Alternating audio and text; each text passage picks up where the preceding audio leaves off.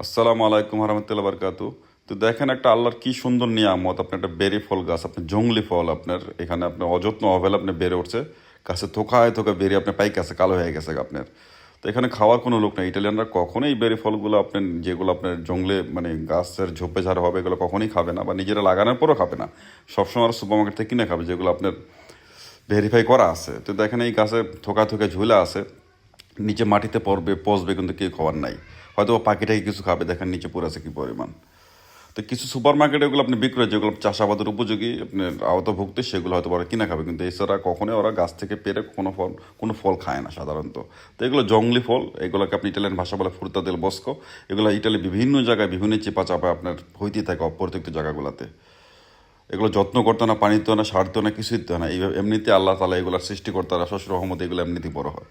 তো সুন্দর লাগতেছিল, তাই ভাবলাম ধারণ করে আপনাদের মধ্যে শেয়ার করি। ভালো থাকবেন, আল্লাহ হাফেজ, চাও চাও।